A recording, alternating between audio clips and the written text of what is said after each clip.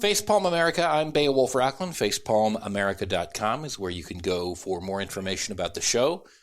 Connect with us on social media. Listen to past episodes. You know the drill. If you want to give us a call, by the way, or send us a message, you can do that at 202-656-6271. We're happy to get your voice on the show, and if you hear something that you want to react to, I encourage you to call or message. I read a really interesting article the other day, and I think that it pertains to something that's going on with a lot of folks, with regard to its specifics and more broadly in terms of the kind of economic stresses that people are going through. It was an article in Fast Company. You know those companies. They're so fast. Maybe they go too fast sometimes. And the title is Job Cuts and Short Bathroom Breaks, Why Federal Call Center Workers Are Struggling to Make Ends Meet. And it was very interesting to me because you would think, whenever you think about a federal job, you think, oh gosh, well, that's got to be pretty cushy, right? Well, not so much necessarily, especially when you're dealing with a federal contractor and someone who's like a company that's contracted to a particular position. And this happens to be involving a company called Maximus. Maximus is the name of the company. It sort of sounds like a Roman emperor, doesn't it? That's what it reminded me of.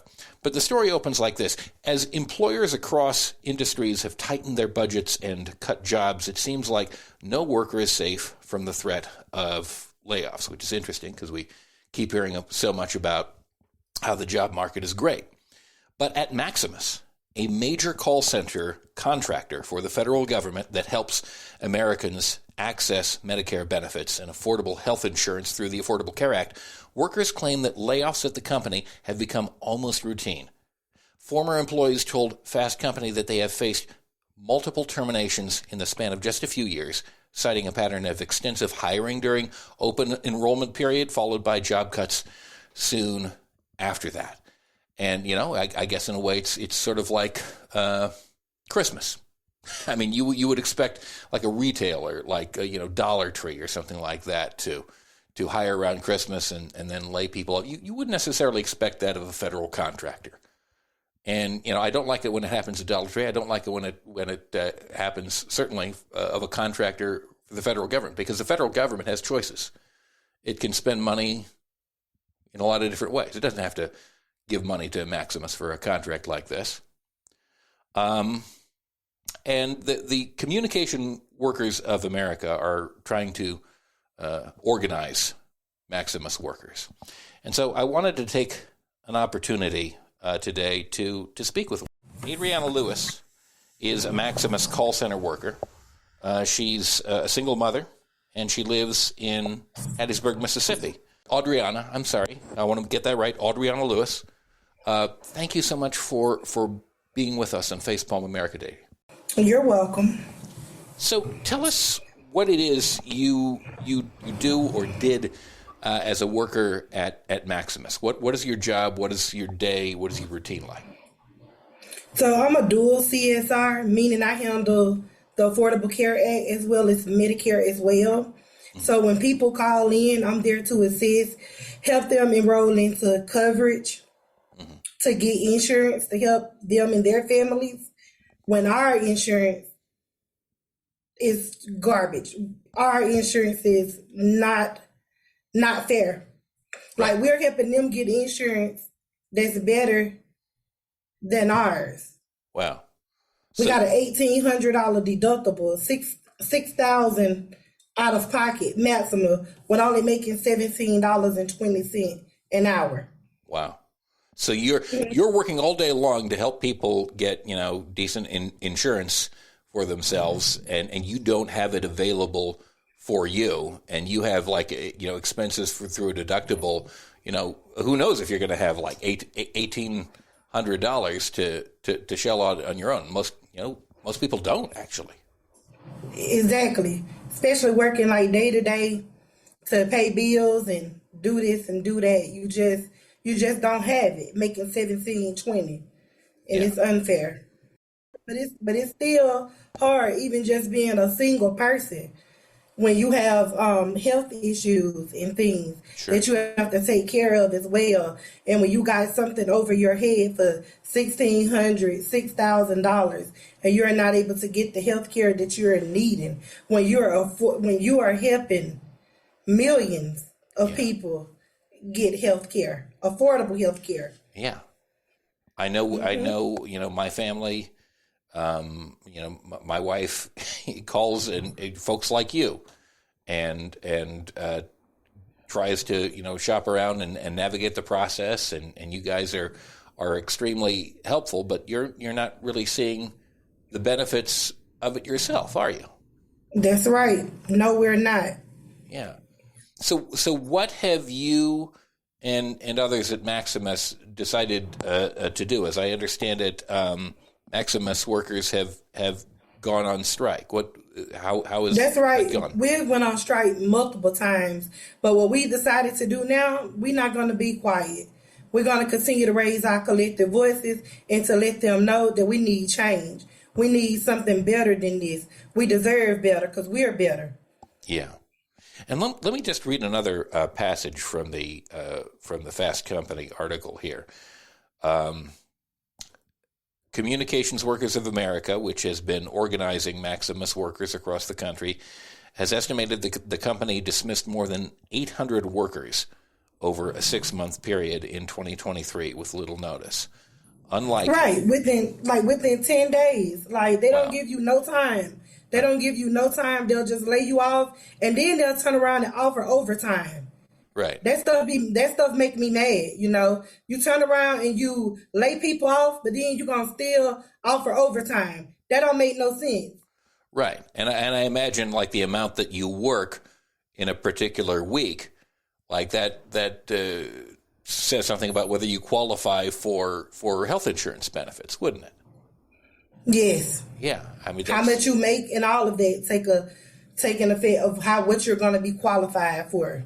Right. I mean, ultimately, what they're trying to do is get as much money from the federal government as possible, and they're trying to minimize the amount that they pay to you.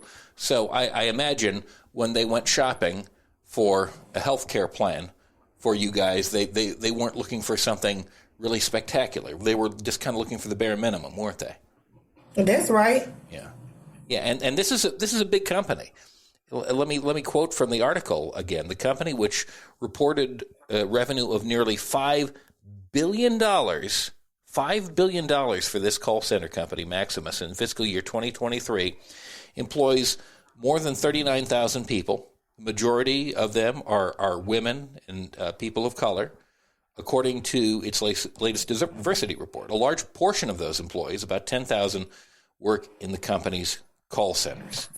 And in 2022, Maximus won a $6.6 billion 9-year contract to continue fielding health insurance inquiries for the Centers for Medicare and Medicaid Services. So basically, we are paying taxes to the federal government, you and me and everyone else in the country, and $6.6 billion of that money is going to Maximus so that you work there, you help people, but you have no idea whether you're going to be like employed tomorrow.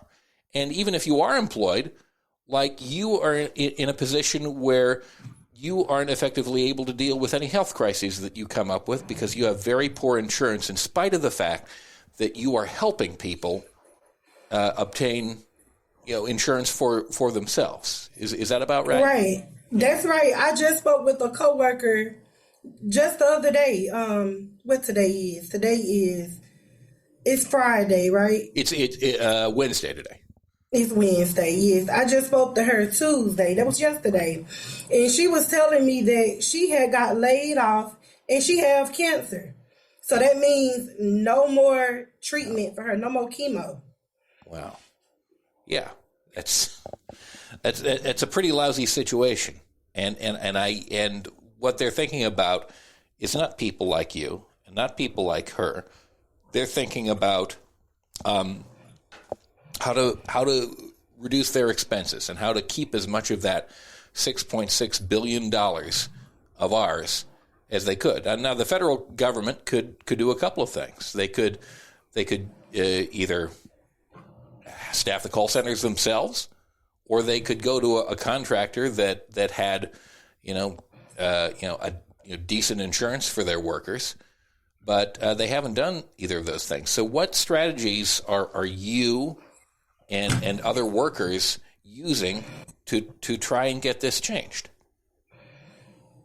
So striking has been one. We've been outreaching our coworkers, talking to people, just being collective, working together, reaching out to other coworkers, trying to spread the word to let them know as well that we deserve better and to get on board with us. That's what we've been doing as well as going, pressuring Secretary Becerra as well. Right. I met with him. This was February the 28th, I believe, at the Black Health Forum. And I got to, greet him. And I pretty much let him know that, we're not going to stop striking till what's done needs to be done. We need them to hold Maximus accountable. We need better health care. Right. He can fix this with a swipe of a pen, pretty much. Right. Did what kind of a reaction? He told me to stay tuned. Okay. He said stay tuned. Okay. Well, we'll keep our fingers crossed for that. Tuned. I'm staying tuned, but I'm not going to let up. All right. I'm not going to let up. I'm going to keep applying pressure. He needs to take action fast. Yeah. No, we want to see that, and we'll be staying tuned also. We want to see action from him too, because it's not. This is thousands of people that we're talking about, and thousands of people's lives, and this has an impact on them, on their families, on their communities. And right, because that hurted my heart to hear, a coworker. She's back in the building working now, but she was laid off in May, right. And she had cancer. Yeah. She wasn't able to pay for her treatments and things. Maximus done laid this girl off and then called her back. She's back in the building now working. She get insurance now, but just the amount of time she had to go without chemo for like 3 months, she said. Right, and it's not, and as well, it's not an instantaneous process to get back on or to get your treatments going again. So she may not be back on the treatments yet, and if just getting the insurance is one nightmare that you are facilitating for people, like dealing with the insurance companies once you have the insurance is yet another. So like she's not out of the woods yet. She's working. She's got cancer. She may or may not be getting treatments, and at the very least, she's very worried about like whether she's going to be able to afford the life-giving treatment that she needs.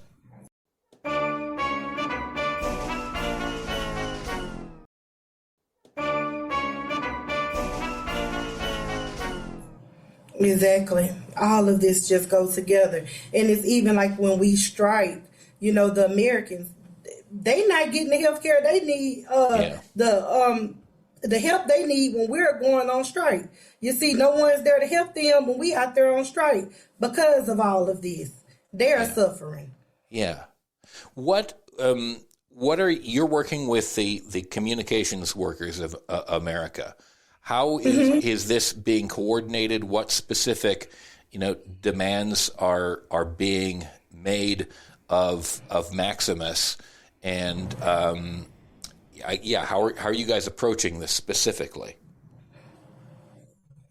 So labor harmony. We pretty much, working together to, how can I put this? Yeah. We are trying to form a union. Right. Because we know that there is strength within the union. Mm-hmm. So we're all trying to come together, raise our collective voices to let them know we deserve better. Yeah. We have been going these different places. Like I said, we met with Secretary Becerra. Mm-hmm. We done met with several different elected officials in the past as well, to let them know that